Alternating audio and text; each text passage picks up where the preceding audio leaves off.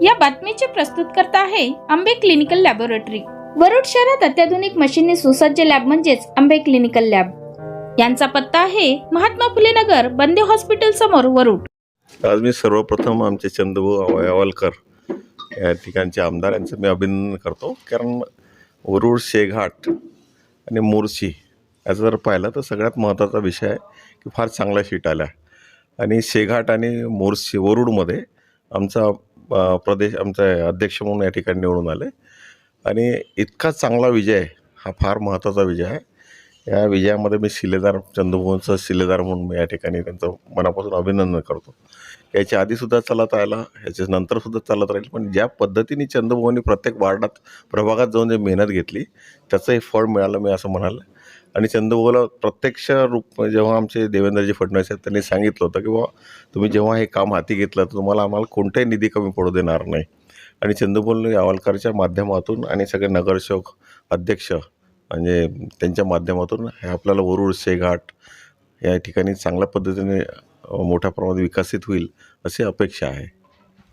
खरंच आज विकासाला नागरिकांनी प्राधान्य दिलं आहे। आमदार उमेश यावलकर यांच्या विकासाला नागरिकांनी प्राधान्य दिलं आहे। सर, आपण सुद्धा पालकमंत्री राहिले सर या अमरावती जिल्ह्यात खूप मोठं काम केलं आहे सर आपण।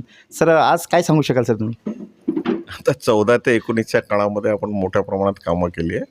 महाराष्ट्रामध्ये जेव्हा सरकार आलं, देवेंद्रजी सरकार आलं, जवळपास अमरावती जिल्ह्यामध्ये 24,000 कोटी रुपयाची आपण कामं केली। आपण फार वेगळ्या पद्धतीने आपण जर पाहिलं 2014च्या आधीचा अमरावती जिल्हा आणि 2014 ते 19च्या नंतरचा अमरावती जिल्हा आपण पाहू शकता। जवळपास देवेंद्रजी फडणवीस साहेब, गडकरी साहेब यांच्या माध्यमातून आपण 24,000 कोटी रुपयाची कामं आणले। त्यामध्ये आपले आपले खासदार आहेत ते सुद्धा मंत्री इथं होते।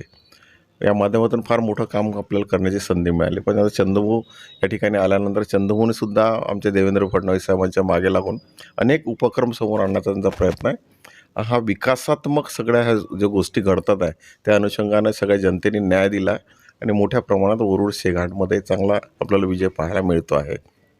आमच्या मोर्शीमध्ये काही थोड्याशा कमी जास्त याच्यामध्ये फरकाने कमी असं झालं, पण तो सुद्धा आम्ही आमचा म्हणजे आम्हाला जनतेने नाकारलं असं म्हणणार नाही।